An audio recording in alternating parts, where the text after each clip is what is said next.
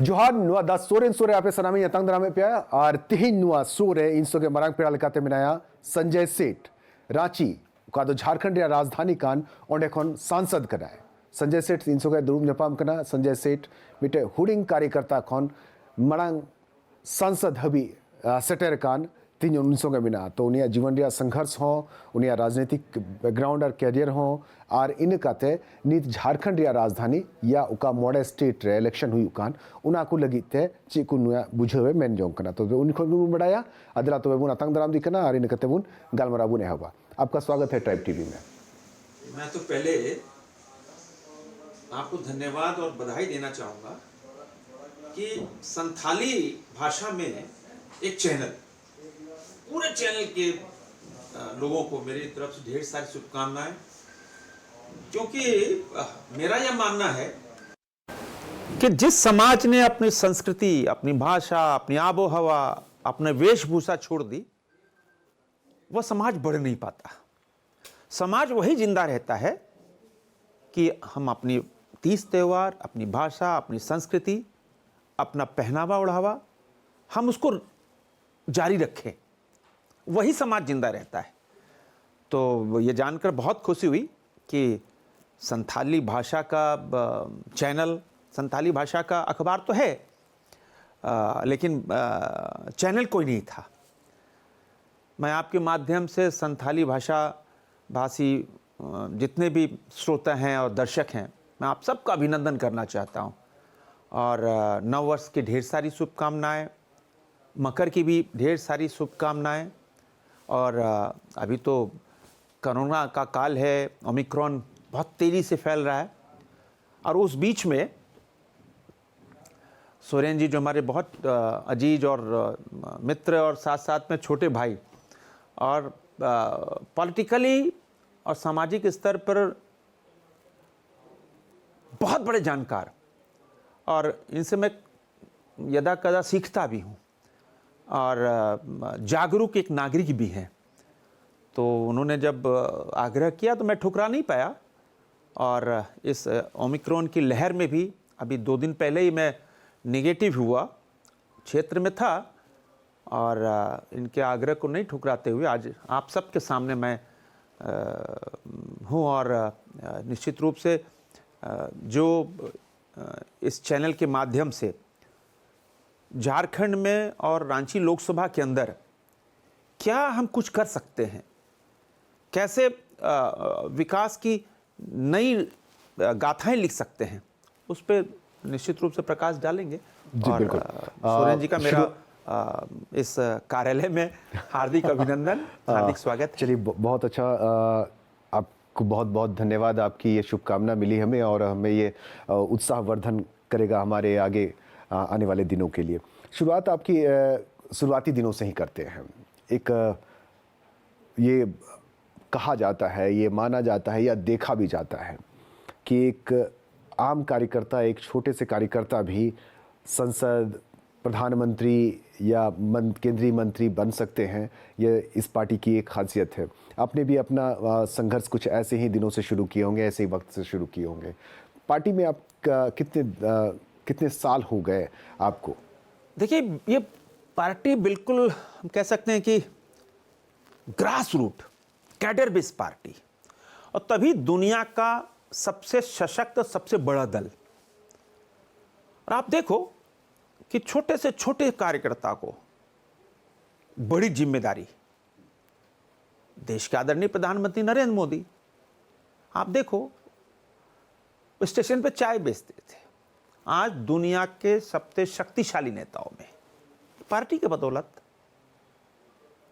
बाबूलाल मरांडी एक शिक्षक होते थे, साधारण से साइकिल पे चलते थे, और मेरे को सौभाग्य मिला कि जब बाबूलाल मरांडी जी पार्टी में आए तो शुरुआती दिनों से, जब वो पार्टी में आए उससे पहले मैं जानता था उनको, लेकिन उसी पहले दिन से मैं उनके साथ रहा। तो एक साधारण से विश्व हिंदू परिषद के कार्यकर्ताओं को यह सौभाग्य मिला कि झारखंड का प्रथम मुख्यमंत्री, साइकिल पे चलने वाला व्यक्ति, केंद्र में मंत्री बनाया, यही तो वापस झारखंड बना तो मुख्यमंत्री बन गए। मुख्यमंत्री बने, यही तो दल है। और इसीलिए करोड़ों लोग की इस दल के प्रति आस्था, इसकी विचारधारा है नेशनलिटी, राष्ट्रवाद। और उसी राष्ट्रवाद से प्रभावित होकर हम सब तो जनसंघ के कार्यकर्ता होते थे। लेकिन बड़ा सब्र भी रखना पड़ता है। हाँ, जनसंघ के कार्यकर्ता होते थे।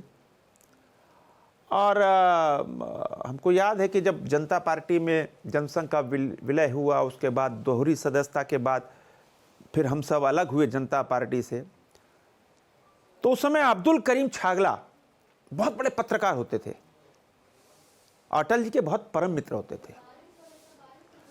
उन्होंने देश के जनसंघ के कार्यकर्ताओं को कहा कि भाई अब हमारी कोई विचारधारा नहीं, जनसंघ कार्यकर्ता रहे नहीं, अब वो कहाँ जाएं।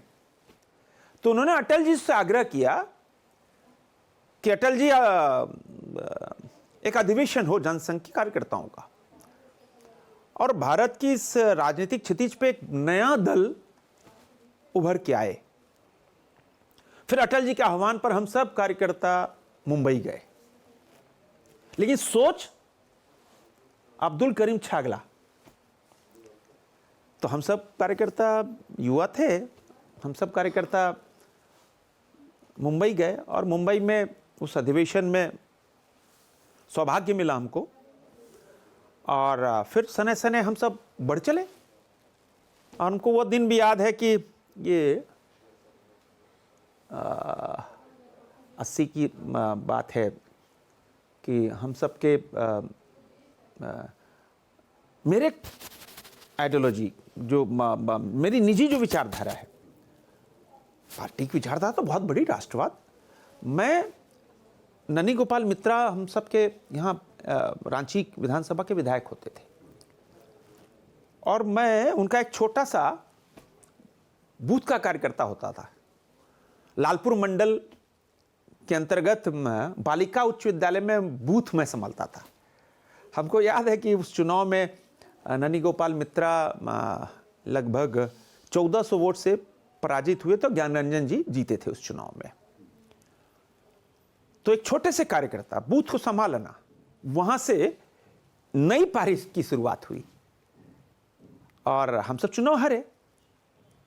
फिर उसके बाद ललित राव जी का चुनाव हुआ, बाई इलेक्शन हुआ बिशुनपुर में, वहां फिर कड़िया जी 83 की बात है, खिजरी का बाई इलेक्शन हुआ था और कड़िया जी उस चुनाव को जीते थे। और मेरी जिम्मेवारी सिकिदिरी में पड़ी थी और वो चुनाव जीते थे, चुनाव जीत गए हम सब। तो इतना उत्साह था मन में कि कड़िया जी चुनाव जीते हैं भाई। तो हम लोग उनका विजय जुलूस के लिए एक जीप, पुरानी जीप हम सब ने ली और खूंटी के एक तालाब में पता चला वहां कमल फूल बहुत उगते हैं। तो परिणाम के बाद हम लोग भागे जीप को लेके उस तालाब में, अपने से घर तालाब में उतर के कमल फूल हम लोगों ने नोचा और पूरी गाड़ी को, पूरी जीप को कमल फूल से सजाया। उस पर कड़िया जी का विजय जुलूस निकला था। और उसके बाद पार्टी आगे बढ़ती गई सने सने। फिर उस पर पहली बार 5 पांडव, 5 भाजपा के सांसद जीते थे इस दक्षिण छोटानागपुर से। तो उसका भी जुलूस बहुत भव्य निकला था रांची में, 5 पांडव का जुलूस निकला था, वो भी बहुत भव्य था।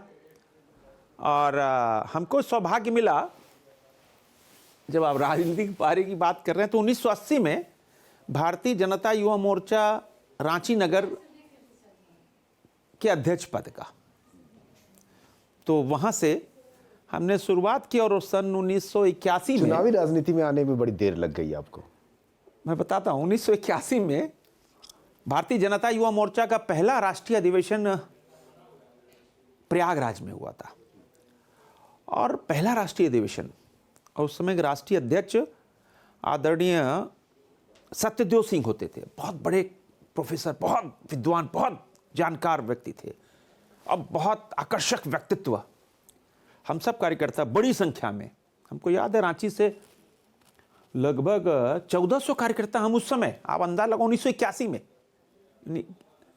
81-82, उस समय 1400 कार्यकर्ता सिर्फ रांची से गए थे प्रयागराज। वो सौभाग्य मिला और फिर हम सब निरंतर मेहनत करते रहे। उस पार्टी में कुछ होते नहीं थे, बहुत छोटा दल था। कड़िया जी, आदरणीय स्वर्गीय ललित उरांव जी, लाल राजेंद्र नाथ शहदो जी, दुती पहन जी, ऐसे कार्यकर्ता होते थे। और हम सब, हमको वो भी दिन याद है कि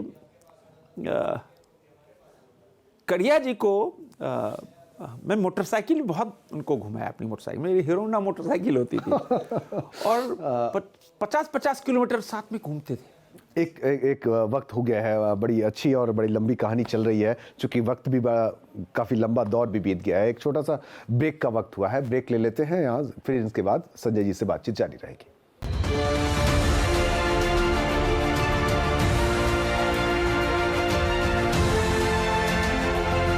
ब्रेक टाइम में तंग में पिया इंसोंगे मिनाया रांची रेन सांसद संजय सेठ आया राजनीतिक कैरियर या संघर्ष नुआ कोई ले सदो रहता है ना, अब कोई संगे हटिने कांत है ना दिलावनी संगे आरो कल गलमरा बुन लहा से जा आरो ने बुन बढ़ाया। बीजेपी को बड़ी अच्छी सफलता मिलती रही दक्षिण छोटा नागपुर के इलाके से। हालांकि अब भी अगर देखा जाए तो सबसे ज़्यादा सीटें इसी इलाके से आपको मिल भी रही है, लेकिन आपको चुनावी राजनीति में आने में बड़ी देर लग गई। मैंने बीच में सवाल भी पूछा था। अब पार्टी का जो आदेश होगा, हम सब एक स्वयंसेवक के भाव से, राष्ट्रीय स्वयंसेवक संघ के स्वयंसेवक, पार्टी के कार्यकर्ता, और भाव ऐसा होता है कि राष्ट्रवाद से ओतप्रोत, देश के लिए करना साहब, देश के लिए जो भी लगा दो, पार्टी के लिए करना है। और हमारे ऐसे हजारों लाखों कार्यकर्ताओं की इच्छा होती थी कि देश के प्रधानमंत्री अटल बिहारी वाजपेयी एक बार बने। और हम लोग रेडियो से, टीवी से सुने कि देश के प्रधानमंत्री अटल बिहारी वाजपेयी ने कहा, तो इच्छा थी। और हम सब नारा लगाते थे कि अटल अडवाणी कमल निशान मांग रहा है हिंदुस्तान। वो दौर मुझे भी याद है। अटल अडवाणी कमल निशान मांग रहा है हिंदुस्तान। तो वो समय भी हमने देखा। फिर देखिए, राजनीतिक इच्छा अपनी कुछ नहीं रही, संगठन में कार्य करते रहे। चुनावी राजनीति में जाने का कोई माने विशेष इच्छा नहीं थी। मतलब इच्छा थी भी तो मौका नहीं मिल रहा था। मौका, देखिए, हम लोग काम इसलिए कर रहे थे कि हम राष्ट्रवाद से ओतप्रोत थे, इसलिए नहीं कि हाँ हमको सदस्य बनना है तो चुनाव बनना है, एमपी एमएलए बनना है। उस भाव से कभी नहीं काम किया, कभी भी नहीं, नेवर। लेकिन आज देखो, आज जरा सा बात उल्टी है। पहले के जो कार्यकर्ता थे, कार्यकर्ता अभी बहुत बड़े हैं, लेकिन अभी कहीं ना कहीं चुनाव की राजनीति आ जाती है। जो पुराने कार्यकर्ता, व्यक्तिगत महत्वाकांक्षा बढ़ गई है, बड़ी है। अटल जी ने कहा था एक बार, हमको ही कहा था कि देखो, आदमी में महत्वाकांक्षा होनी चाहिए, किंतु चादर से बड़ा नहीं होना चाहिए। यानी कि चादर से बाहर आपके पांव निकल गए। तो इसीलिए हम सब काम करते रहे, कभी इच्छा ही नहीं हुई।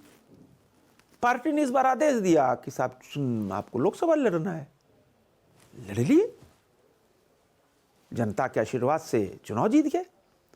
तो हम तो देखिए ईश्वर में विश्वास करने वाले हैं।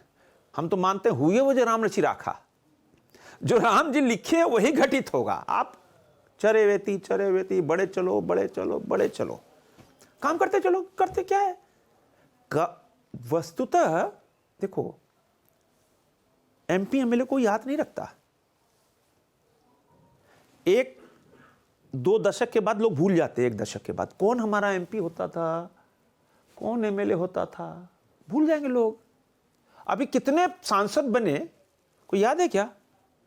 कितने विधायक रांची से बन गए? हम ननी गोपाल मित्रा, अभी नाम लिया ना, लेकिन आपका किया हुआ काम याद रखा जाएगा। अच्छा, एक बात है, सांसद तो आपने खुद कहा कि काफ़ी लोग बने सांसद, और आगे भी बनेंगे, याद काम के लिए लिखा जाएगा। क्या लगता है कि झारखंड से जो सांसद जीत करके जाते हैं, क्या वो झारखंड की बात को रख पाते हैं सदन में? बिल्कुल रख पाते हैं, रखते हैं, मौका मिलता है बिल्कुल रखते हैं, अपने क्षेत्र की बात रखते हैं। और हम सब देखो, सांसद हम सब चुने जाते हैं ना इसलिए कि दुनिया के सबसे बड़े लोकतंत्र के मंदिर में अपनी बात पहुंचाए। अब हम हैं, हम रांची लोकसभा में 42-43 लाख लोगों के सांसद हैं, हम उनकी आवाज है ना कि हिंदुस्तान के। आप, ये सवाल मेरा आपके लिए नहीं था, यहाँ से जो जीत कर जा रहे हैं, क्योंकि मैं जो सदन में देखता हूँ कि 2-3 नामों को छोड़ दिया जाए, आप हो गए, निशिकांत दुबे हो गए, इस तरह के 2-3 नाम और लिए जा सकते हैं, अर्जुन मुंडा हो गए या अन्नपूर्णा देवी वगैरह हो गई, तो लेकिन इससे पहले संसद में स्थिति बड़ी मौन होती थी झारखंड की। अब हम इस पे नहीं जाना चाहते, लेकिन हम ये जरूर कहते हैं कि आपको जनप्रतिनिधि क्यों बनाया गया? आप आवाज बनते हो, आप सांसद विधायक बन रहे हो तो आप क्षेत्र की आवाज बनो, सशक्त आवाज, बैक बेंचर नहीं कि यहां से पार्टी निकल दे, हाथ उठा दिए प्रणाम ना। आप अपनी समस्या को सदन पे रखो, अपनी अपनी अपनी जो विकास आप करना चाहते हो उसको रखो। आपको देखो, आपको विकास पकड़ के लाना होगा, नहीं तो वहां तो 800 सांसद हैं। तो अगर आप सदन पे आवाज नहीं रखोगे, आप मंत्रालयों में नहीं घूमोगे, आप मंत्रियों के पास नहीं जाओगे, आप बोलो मैं तो सांसद हूं, मैं सचिव के पास क्यों जाऊं, तो बैठे रहो घर में, बंगले में सोए रहो। सदन में सिर्फ हाथ उठा सिग्नेचर करने जाओ। रेल मंत्री से भी आप मिले थे? हम तो जब भी दिल्ली जाते हैं तो मंत्रालय जरूर घूमते हैं, कहाँ कुछ है, रेलवे में मिल जाए, कोई सामाजिक कल्याण में मिल जाए, कोई सिंचाई मिल जाए, कोई अन्य ऊर्जा मिल जाए, घूमते रहते हैं। गडकरी जी के पास चले गए, हर मंत्रालय घूमते हैं, कुछ मिल जाए। और उसी मुतल्लिक आप देखो कि रेलवे के अंदर बहुत वर्षों से डिमांड थी, सब अटल जी ने जिस रेल लाइन का शिलान्यास किया कि रांची और दिल्ली की दूरी लगभग 120 किलोमीटर शॉर्ट हो जाए, कम पड़े, कम समय लगे, कम किराया लगे, तो अटल जी ने शिलान्यास किया। उसके बाद 10 साल कांग्रेस की सरकार आई, 10 साल काम बंद हो गया, फिर प्रधानमंत्री मोदी जी आए, काम पूरा हो गया, उसके बाद भी काम रुका रहा। लगे रहे लोकसभा में प्रश्न करना, मंत्री से मिलना, और आप देखो आज रांची की जनता को फायदा हो रहा है।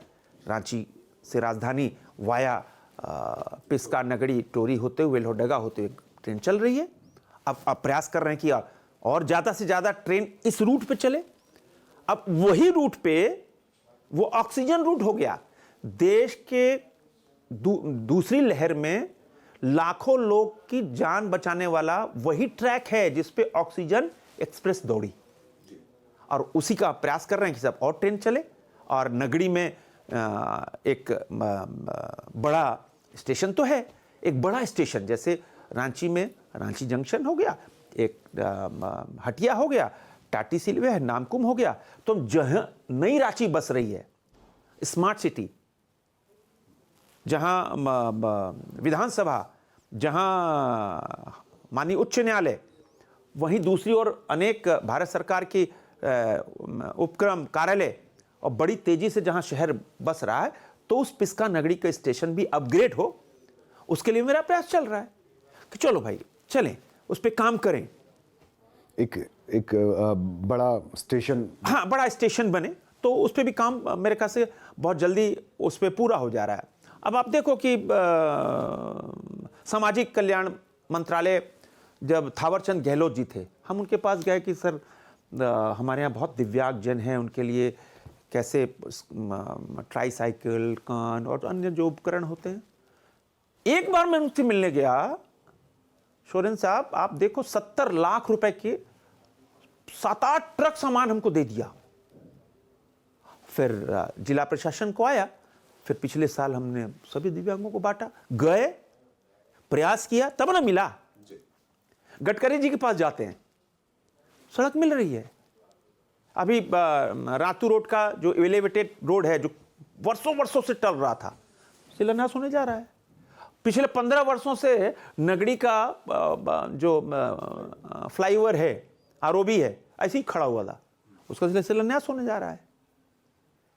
तो आप घूमोगे, मंत्रियों के पास जाओगे, सचिव के पास जाओगे, मंत्रालय के पास जाओगे, क्या तो कुछ मिलेगा। क्या एचईसी को बचाने की कोशिश हो सकती है आप लोगों अब की तरफ? एचईसी को बचाने के लिए अब हमने, आप देखो 2 साल का मेरा पूरा उठा के माननीय प्रधानमंत्री जी से मिले, लोकसभा में कई मरतबा प्रश्न किए। पहले सामंत जी उद्योग मंत्री थे, जावड़ेकर जी थे, अब महेंद्र पांडे जी, तीनों से लगातार मिल रहे। फिर वहां के सचिव से, अरुण गोयल जी से, ज्वाइंट सेक्रेटरी से, जो सीएमडी हैं प्रभारी, उनसे मैं हमेशा तारतम्य रखता हूं, हमेशा मिलते रहते हैं।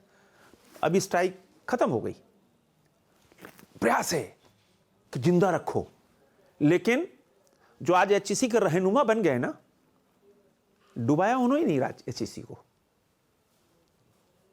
आज वर्षों वर्षों से एचईसी घाटे में चल रही है, लेकिन अभी हमारा प्रयास है कि चलो एचईसी में उत्पादन बढ़े, लोग काम करें। उत्पादन होगा तो फैक्ट्री चलेगी, फैक्ट्री चलेगी तो वेतन मिलेगा, वेतन मिलेगा तो परिवार चलेगा, लोग। राज्य सरकार की नजर तो बस एचईसी की जमीन पर ही रही। अब राज्य सरकार के बारे में क्या बात करना भाई, उसकी कार्यशैली, आप किसी से छुपी है क्या कोई कार्यशैली उससे राज्य सरकार की? राज्य सरकार के बड़े बड़े बोल, अभी 2 साल पूरे हो गए, एक भी जो चुनावी वायदे किए थे एक भी पूरा नहीं हुआ। एक छोटा सा ब्रेक ले लेते हैं, फिर हम 2 साल पर ही आते हैं। तो मैंने जिरोलन के बुट इन्हें कहते आ रहा हूँ सरकारा 2 साल लगातार बीजेपी रे नेता नुआलगी को अक्वा मोने कथा को ले सोदोरे कना मेनका नोडे नसना ब्रेक खताओ लगी।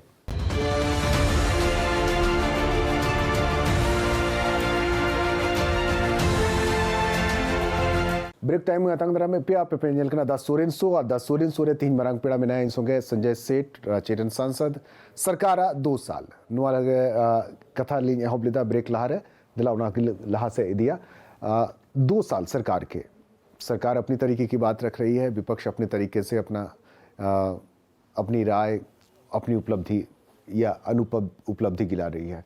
क्या लगता है कि 2 साल बनाम 2 साल, अगर आप रघुवर दास की भी प्रेस कॉन्फ्रेंस हुई थी, उन्होंने भी अपनी उपलब्धियां बताई थी, क्या कमी रह गई इस 2 साल में? आलोचना नहीं, आप कमियां गिना दीजिए। ये 2 साल में कोई राजनीतिक भाषा नहीं बोल रहा।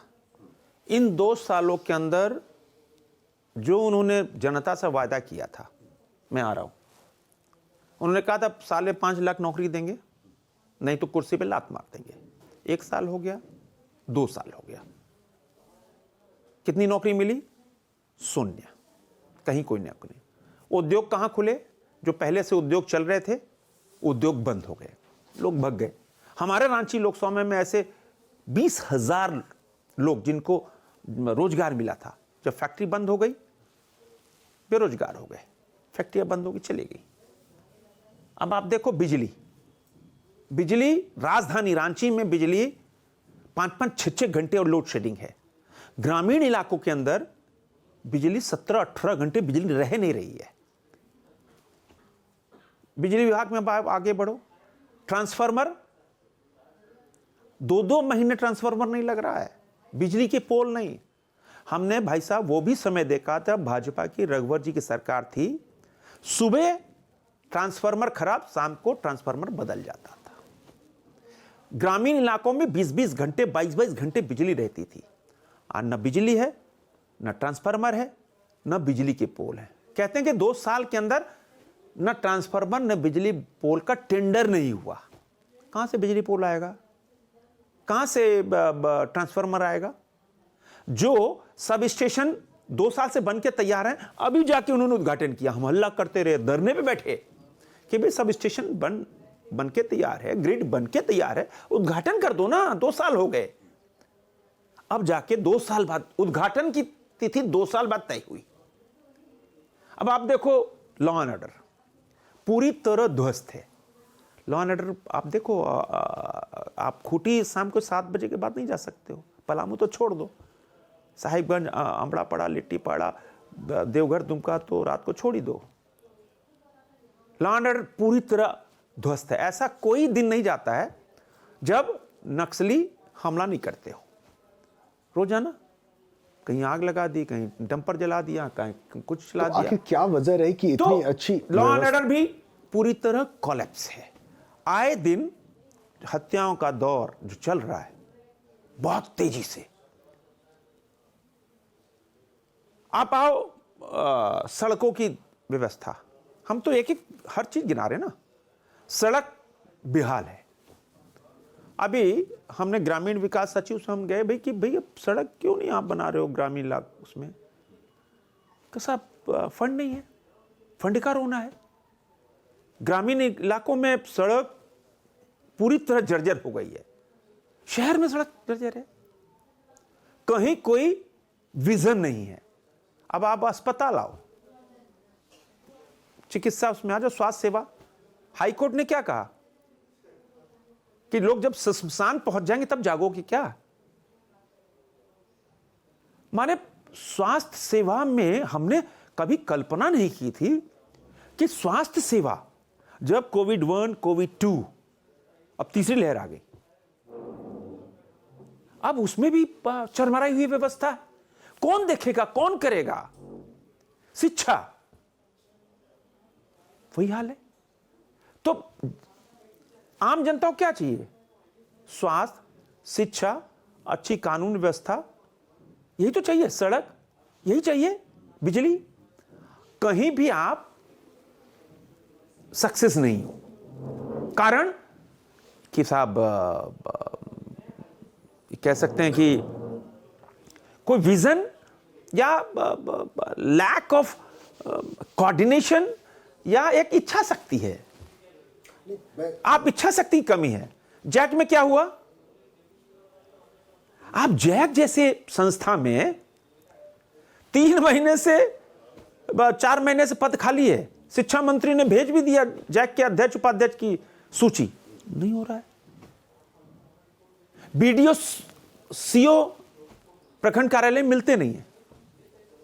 वो हालात हैं हर जगह, हर स्तर पर।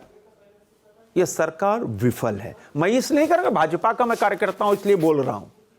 मैं तो तथ्य के आधार पर, एक एक तथ्य, अगर तुलनात्मक अध्ययन आप करना चाहो कभी तो तुलनात्मक अध्ययन कर देना कि भाजपा की रघुवर जी की सरकार 5 साल में और इनके 2 साल, या पहले उनके 2 साल उठा लो, इनके 2 साल उठा लो, उसमें तुलनात्मक अध्ययन कर लो आप। हर क्षेत्र में, किसी भी क्षेत्र में किसान परेशान। क्यों बंद कर दिया? 5,000 रुपए एकड़ मिलता था, क्यों बंद कर दिया? किसानों को रघुवर जी की सरकार ने 5,000 रुपए एकड़ देने का काम किया था। 5 एकड़ से 25,000 रुपए मिलता था, क्यों बंद कर दिया? कोई बताएगा क्या?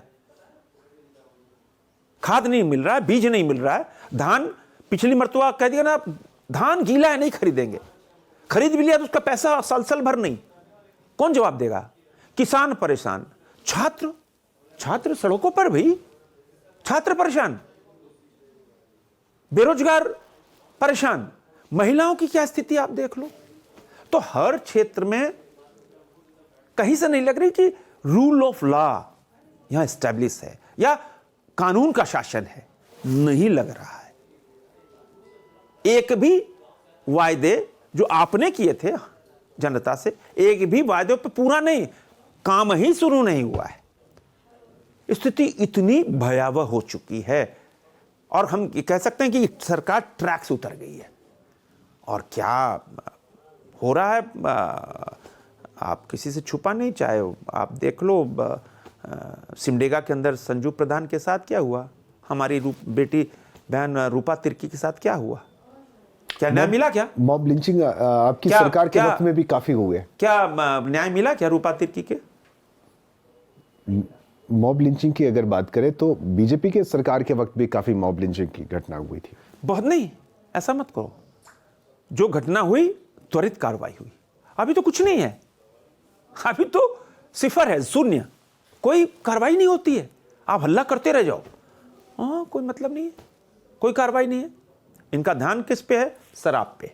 ध्यान किस पे? बालू पे। ध्यान किसने? कोयले पे। इसी पे ध्यान है, पत्थर पे, इस पे ध्यान है। आम जनजीवन कैसे 3.25 करोड़ लोगों को हम उनको सुविधा दे पाए, उस पर ध्यान होना चाहिए। नहीं कर पाए। मिड डे मील की क्या स्थिति है तो आप देख लो। खैर अभी तो स्कूल भी बंद है। इतनी अच्छी व्यवस्था आपकी सरकार के वक्त में थी, यानी रघुवर दास के सरकार के वक्त में थी, तो चुनावी नतीजे क्यों बदल गए? देखिए, चुनावी राजनीति में बहुत गणित होते हैं। अब हम कहीं पीछे नहीं हटे। हम अकेले लड़े तो 50 लाख वोट लाए। भाजपा अकेले लड़ी, 50 लाख वोट आए। वो अलायंस में लड़े तो 52 लाख वोट आए। आजसू हमसे अलग हो गया, 9 लाख वोट आए आजसू को। तो आजसू भाजपा को एक कर दो तो 59-60 लाख वोट हो गए, वो 52 लाख वोट हो गए। अंतर बस इतना ही था कि उनका गठबंधन हो गया, हमारा गठबंधन टूट गया। सीधा सारे जनता ने हम पर विश्वास किया, तभी तो 50 लाख वोट दिया। 38.5% और 18% वाले राज कर रहे हैं, 38.5% वाले बाहर बैठे। तो ये तो अर्थमेटिक है। क्या लगता है कि आने वाले दिनों में जिस तरह की परिस्थितियां आप जिसका जिक्र कर रहे हैं, एक राज्य में भाषाई आंदोलन भी छिड़ गया है। भोजपुरी, मैथिल और अंगिका वगैरह को हटाने की बात हुई थी, इस पर काफ़ी बयानबाजी भी हुई और इसके बाद फिर वापस उसे शामिल भी कर लिया गया। क्या लगता है कि सरकार क्लियर नहीं है?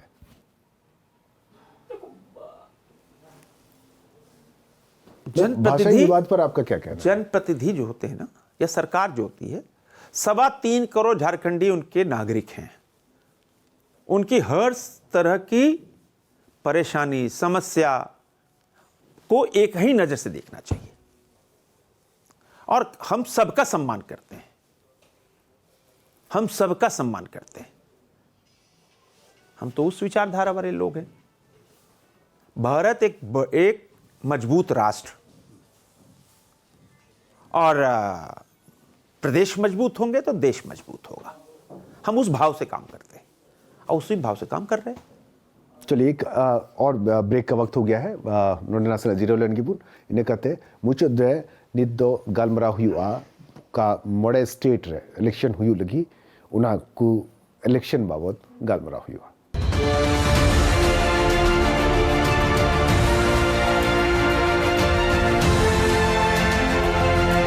ब्रेक टाइम में तंगदरा में पे आप पेंजल कना दा सोरेन रे तिही मरांग पेड़ा में नया संजय सेठ रांची सांसद गोटा दिसंबर रे मिदम आरो इलेक्शन रिया तारीख ऐलान ना मोड़े स्टेट रे इलेक्शन हुई लगी उना स्टेट रे इलेक्शन हुई कना मेनखान झारखंड रे हो या एटा जगह रे हो नुका जलो कना जे नोंडेगी इलेक्शन हुई कान लका।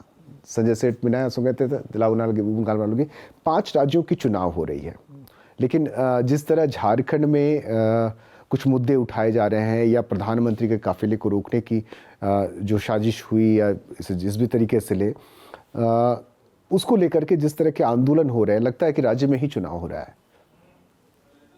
देखो, इसको चुनाव से नहीं देखना चाहिए। दुनिया का सबसे बड़ा लोकतांत्रिक देश भारत, और ये सीधे सीधे देश के चुने हुए प्रधानमंत्री की हत्या एक साजिश, एक षड्यंत्र। इस चुनाव से मत देखो। कैसे आजादी की 75 साल के अंदर हमने 2 प्रधानमंत्री खोया। आप कह सकते हो 3 प्रधानमंत्री।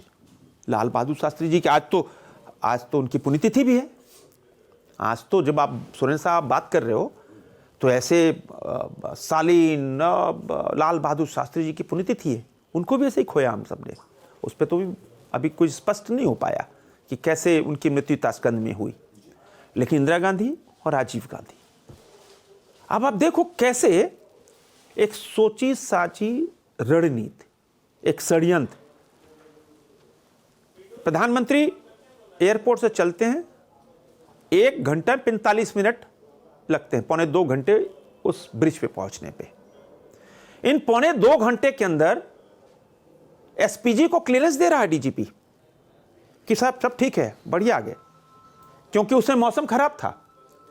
पायलट ने कहा कि अब हेलीकॉप्टर से जाना सुरक्षित नहीं है, हम नहीं जाएंगे, कि देश के प्रधानमंत्री की बात थी। अभी देश ने एक हमने सेना के प्रमुख को खोया है, तो एसपीजी ने बात की वहाँ के पुलिस तंत्र से, राज्य सरकार से, डीजीपी से। उन्होंने कहा ठीक है, हम मैनेज करते हैं, कि भी क्योंकि प्रधानमंत्री कहीं जाते हैं तो 2-3 रास्ते चुने जाते हैं, हेलीकॉप्टर से भी दूसरा रास्ता भी तैयार, तीसरा रास्ता भी तैयार करके रखते हैं, सेफ हाउस भी बनते हैं कि प्रधानमंत्री कब कैसी घटना होगी। तो डीजीपी का क्लियरेंस हुआ कि नहीं साहब, आप काफिला आगे बढ़ाइए, हम लोग तैयार हैं। और इन पौने 2 घंटे के अंदर एसपीजी के लोगों ने 12 मरतबा डीजीपी से बात की, एक बार भी नहीं बताया कि लोग जमा है वहां पर। किसका फॉल्ट था? सुरक्षा की किसकी जिम्मेदारी थी? वहां लाउड स्पीकर से लोगों को बुलाया गया, कैसे पता था कि प्रधानमंत्री अब बाई रोड आ रहे हैं? लाउड स्पीकर से बुलाकर लोगों को जमा किया गया। प्रधानमंत्री 20 मिनट खड़े रहे प्लेटफॉर्म पर, वहीं बस खड़ी है, वहीं पर ट्रक खड़ी है, ट्रॉली खड़ी है, वहां से 10 किलोमीटर पे सिर्फ पाकिस्तान का बॉर्डर है। पाकिस्तान ड्रोन से, मिसाइल से हमला कर सकता था, कैसे घेर कर। अब आप देखो, इसलिए मैं कह रहा हूं कि 2 साल पहले एक डॉक्यूमेंट्री तैयार हुई थी, आप पूरे हिंदुस्तान के सोशल मीडिया में चल रही है। उस डॉक्यूमेंट्री का जितना पिक्चर्स थे सब मैच कर रहे हैं, वैसे ही ट्रॉली, वैसे ही लोग, वैसे ही बस, और वैसे ही वही फ्लाईओवर भी वही दिखाया गया। आप देखो 2 साल पहले जो डॉक्यूमेंट्री प्रधानमंत्री को मारने के लिए तैयार की गई थी, सेम वही लगता है कि उस पिक्चर के आधार पर ही सब कुछ हो गया। माने प्रधानमंत्री को मारने की तैयारी कई सालों से चल रही थी। ये तो ईश्वर का आशीर्वाद था, प्रधानमंत्री बच गए। अगर उस डॉक्यूमेंट्री को, वो जो फिल्म चल रही है, अगर उसको आधार मान लिया जाए तो प्रधानमंत्री की हत्या हो गई थी। कौन जिम्मेदार है? वहां के मुख्यमंत्री जिन्होंने झूठ बोला, वहां का डीजीपी जिसने झूठ बोला, वहां का एसपी जिसने झूठ बोला। किसकी जिम्मेदारी बनती है? प्रधानमंत्री की जिम्मेदारी राज्य सरकार की होती है। एसपीजी टाई अप करता है। तो पूरी तरह यह साजिश हत्या करने की थी। आज इसीलिए देश गुस्से में है कि देश के 135 करोड़ के देश में चुने हुए प्रधानमंत्री की सुरक्षा में इतना बड़ा सेंध, उनको मारने के लिए खालिस्तानी, नक्सल, पाकिस्तानी सब लगे हुए थे। क्या लगता है या पंजाब सख्त नजर आ रही है चुनावी मैदान के हिसाब से? चुनावी हम इसको चुनाव की हेड नहीं, ये इस प्रकरण से अलग। लेकिन मेरा यह मानना है कि ये देश के प्रधानमंत्री की सुरक्षा का सवाल था। माननीय उच्चतम न्यायालय संज्ञान ले लिया और रिटायर्ड जस्टिस से कि उसमें जांच भी करा रही, उस पर कार्रवाई हो रही है। मैं चुनाव के नजरिए से, चुनाव के दृष्टिकोण से देख रहा हूं कि आपके लिए कौन कौन से स्टेट जहां इलेक्शन हो रहे हैं, उत्तराखंड, पंजाब, उत्तर प्रदेश, देखिए किन राज्यों से आपकी उम्मीद है? आप मेरे से इन 5 राज्यों का नतीजा पूछ रहे हो। क्या आकलन है पार्टी के? उत्तर प्रदेश में प्रचंड बहुमत आएगा, प्रचंड बहुमत, क्योंकि योगी जी की सरकार ने वहां महिलाओं की सुरक्षा, लॉ एंड ऑर्डर मजबूत किया, विकास सर चढ़ के बोला। उत्तराखंड प्रचंड बहुमत से जीतेंगे, गोवा प्रचंड बहुमत से जीतेंगे, मणिपुर आप लिख लो मेरा, आज उस दिन चलाना 10 मार्च को, जरूर आप दिखाना 10 मार्च को मणिपुर हम जीतेंगे। हां, पंजाब में हम कमजोर हैं, लेकिन वहां पे भी हम डिसाइडिंग फैक्टर होंगे। 5 राज्यों का कहा। आज कितनी तारीख है? आज तो 11 तारीख है, 11 जनवरी, और आज से ठीक 2 महीने बाद 10 मार्च को परिणाम आएंगे। 2 महीने पहले हमने 5 राज्यों को, जो मेरे आकलन है, मेरा आकलन बता दिया, उस दिन आप दिखा देना। ये कॉन्फिडेंस कहां से आया? कॉन्फिडेंस वहां हम लोग देख रहे हैं कि उत्तर प्रदेश की जनता खुश है, वहां की बेटियां खुश हैं, वहां की दीदी लोग खुश है कि हाँ, वो भी जमाना देखा था कि शाम को 5 बजे भी हम उत्तर प्रदेश की सड़कों पे, चाहे लखनऊ, इलाहाबाद, आगरा, इटावा, हम नहीं निकल सकते थे, सहारनपुर। आज वहां महिलाएं सुरक्षित हैं, माफियाओं का राज ध्वस्त हो गया, लोग खुश हैं, सड़कों का जाल बिछ गया, मेट्रो आ गई, लोग खुश हैं। महंगाई बेरोजगारी पर कोई काम नहीं हुआ, लेकिन कैसे नहीं हुआ? कैसे नहीं हुआ? महंगाई चरम पर चली गई। लाखों लोगों को, करोड़ों लोगों को नौकरी मिली, रोजगार मिला। महंगाई, आप महंगाई कहां से आकलन करते हो? कहां महंगाई बताओ ना भाई। लाइफ स्टाइल आप देख लो लोगों की, कहीं कम है क्या? आप महंगाई कैसे जोड़ते हो? हम तो पारिवारिक स्थिति आप देखते हैं, लोगों का लाइफ स्टाइल देखते हैं, आय का देखते हैं, हर वर्ग की आय बढ़ी। अब तो चप्पल वाले, हवाई चप्पल वाले भी हवाई जहाज पे चढ़ रहे भाई, हवाई चप्पल वाले भी हवाई जहाज पे चढ़ रहे। आप सब चीज कर लेते लो, चाहे पेट्रोल, डीजल, गैस से दाम तुलना कर लो आज से 7 साल पहले और आज की, कहां महंगाई है? कोरोना के 2 लहर झेली इस देश ने, इस दुनिया ने। दुनिया का पहला राष्ट्र है कि जो इकोनॉमिक ट्रैक पे पहला भारत चढ़ा। हमने कोरोना पे एक भी टैक्स नहीं लगाया। 2 साल कोरोना के प्रहार झेला इस देश ने, लेकिन इस देश के मजदूर, इस देश के किसान, इस देश के व्यापारी, उनको सैल्यूट है कि हमारी इकोनॉमी ध्वस्त नहीं हुई। एक भी टैक्स नहीं लगा। ये पहला बजट था पिछला, कभी एक टैक्स लगा क्या? कोई टैक्स नहीं लगा। नहीं तो लगा देता कोरोना टैक्स? नहीं, करोड़ों अरबों रुपए खर्च हुए। ये वही देश है कि पिछले 19 महीनों से हम 5-5 केजी राशन 80 करोड़ लोगों को मुफ्त राशन दे रहे हैं। ये वही देश है। दुनिया का पहला राष्ट्र है कि हम वैक्सीन फ्री दे रहे हैं। 150 वैक्सीन लग गई, 152-53 करोड़ वैक्सीन लग गई आज की तारीख तक। ये दुनिया का पहला राष्ट्र है। इतने झंझावातों को देखते हुए भी देश आगे बढ़ रहा है। देश वोकल फॉर लोकल हो रहा है। देश आत्मनिर्भर हो रहा है। देश पहली बार 80 फाइटर प्लेन देश में निर्मित होकर देश की सेना को सुपुर्द कर दिया। देश बढ़ रहा है बहुत तेजी से। इसीलिए देश की जनता मोदी जी के साथ खड़ी है। इसीलिए देश की जनता भाजपा के साथ खड़ी है। इसीलिए 5 राज्य की जनता मोदी जी के विकास के साथ खड़ी है और मोदी जी को और भाजपा को आगे बढ़ा रही है। चलिए, बहुत बहुत शुक्रिया इस बातचीत के लिए, इस वक्त देने के लिए। और वक्त का थोड़ा इंतज़ार करेंगे, आपकी भविष्यवाणी सच साबित होगी या झूठ साबित होगी, यह भी हम आपसे बात करने के लिए, जानने के लिए ज़रूर आएंगे। आपका बहुत बहुत शुक्रिया।